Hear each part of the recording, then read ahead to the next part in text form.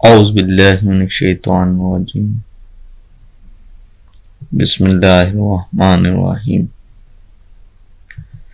السلام علیکم ناظرین، امید کرتا ہوں کہ آپ سب اللہ تعالیٰ کے فضل و کرم سے ٹھیک ہوں گے اور ہنسی خوشی زندگی گزار رہے ہوں گے۔ ناظرین، آج میں آپ سے جسم انسانی کے متعلق بات چیت کرنا چاہوں گا، لیکن اس سے پہلے میری آپ لوگوں سے گزارش ہے کہ جن لوگوں نے ابھی تک میرے چینل کو سبسکرائب نہیں کیا وہ میرے چینل مطب ابراہیم کو لائک اور سبسکرائب کر لیں۔ جی تو ناظرین،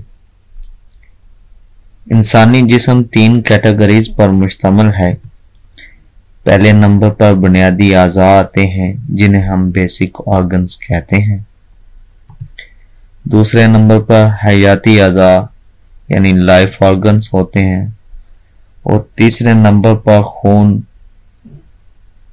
انسانی جسم کا حصہ ہوتا ہے۔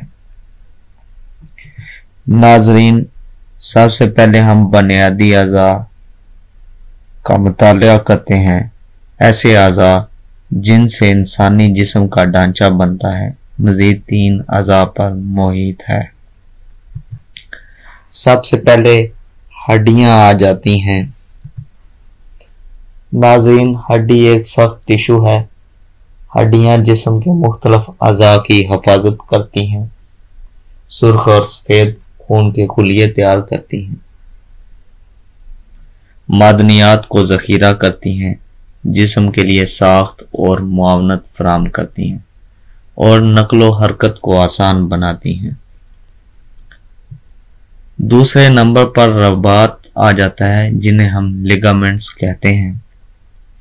لیگامنٹس جوڑوں کے گرد سخت لچکدار ٹشو کے بینڈ ہیں جو ہڈی کو ہڈی سے جوڑتے ہیں، جوائنٹس کو مدد دیتے ہیں اور ان کی نقل و حرکت کو محدود کرتے ہیں۔ گھٹنوں، کوہنیوں، کندھوں اور دیگر جوڑوں کے ارد گرد لگام ہیں۔ ان کو کھینچنا یا پھاڑنا جوڑ کو غیر مستحکم بنا سکتا ہے، جیسا کہ آپ کو تصویر سے ظاہر ہو رہا ہے۔ تیسرے نمبر پر اوتار آ جاتے ہیں جنہیں ہم انگلش میں ٹینڈنز کہتے ہیں۔ اوتار بھی ٹشو کا ایک بینڈ ہوتا ہے جو پٹھوں کو ہڈی سے جوڑتا ہے اور تناؤ کو برداشت کرنے کی صلاحیت رکھتا ہے۔ لیگامنٹس ہڈی سے ہڈی کو جوڑتے ہیں جبکہ ٹینڈن پٹھوں کو ہڈی سے جوڑتے ہیں۔ دوسرے نمبر پر حیاتی اعضاء آتے ہیں۔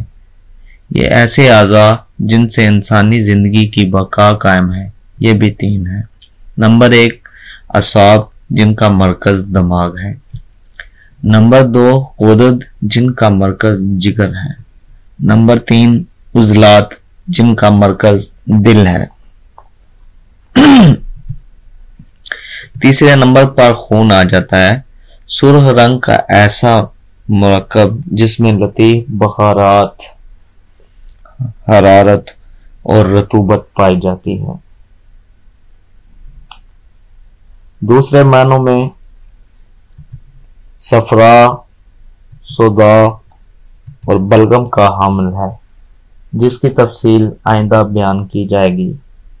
جاننا چاہیے کہ قدرت نے ضرورت کے مطابق جسم میں اس کی ترتیب ایسے رکھی ہے کہ اعصاب باہر کی طرف ہیں اور ہر قسم کے احساسات ان کے ذمہ ہیں۔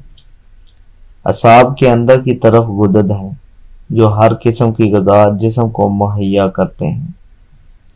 غدد سے اندر کی طرف عضلات ہیں، ہر قسم کی حرکات ان سے متعلق ہیں۔